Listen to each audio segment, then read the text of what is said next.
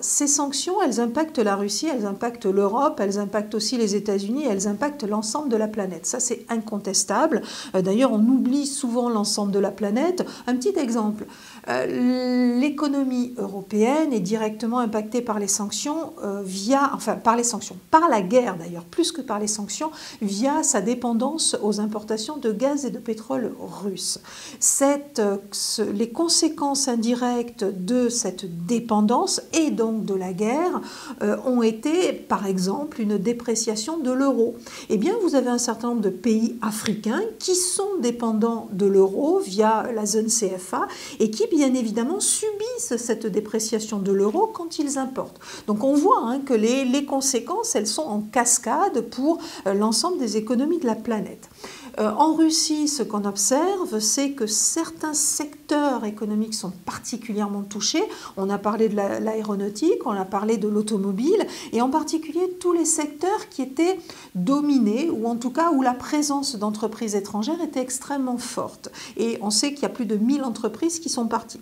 Le secteur des technologies et de l'innovation est également touché parce qu'on sait qu'il y a eu un flux de personnes, souvent jeunes, très bien formées, de Russes qui ont quitté la Russie dès le début de la guerre en se disant qu'à court terme, la guerre allait réduire leurs perspectives d'avenir et qu'ils préféraient s'enfuir. Donc ça, c'est un deuxième élément. Et puis, on l'a dit tout à l'heure, toute la population russe qui est terriblement impactée par les sanctions, mais aussi par les conséquences de la guerre. Donc ça, c'est un effet important.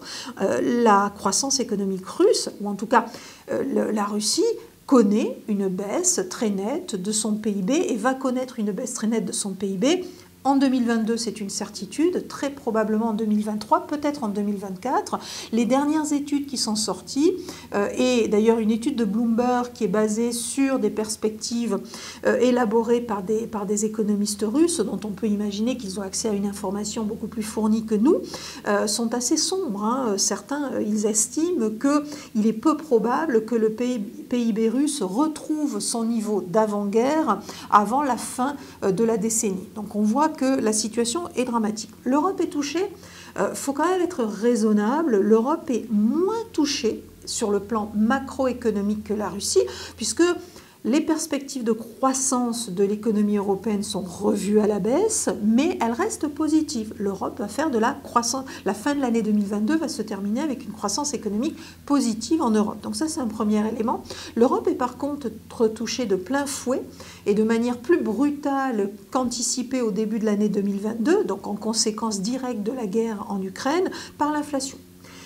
Et là, il y a un vrai sujet parce que l'inflation, les Français sont un peu plus protégés que leurs partenaires européens, mais cette inflation touche. Alors, les chiffres sont relativement, enfin peut-être pas modérés, mais on n'a pas des chiffres, on est sur une inflation qui pourrait dépasser les 10% au niveau européen à la fin de l'année, mais on n'est pas sur une hyperinflation comme on a pu l'avoir dans certaines régions à certaines époques.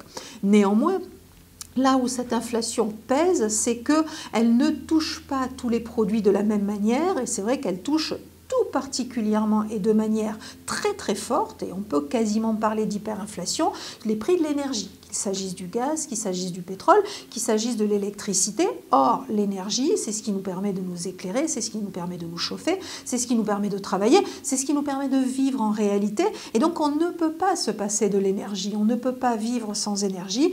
Donc de fait, l'augmentation des prix de cette énergie impacte de plein fouet l'économie européenne, impacte le consommateur européen, le citoyen européen, impacte aussi les entreprises, et donc indirectement les salariés de ces entreprises. On peut craindre dans les années qui viennent, si l'économie européenne n'est pas accompagnée face à cette inflation des prix des énergies, on peut craindre très clairement une récession. C'est déjà quelque chose qu'on observe d'ailleurs aux États-Unis, voire même pour partie ou dans d'autres économies, dont la Chine qui est inquiète sur ces sujets-là. Donc c'est un vrai sujet, et la question va être de savoir que font les Européens face à ça.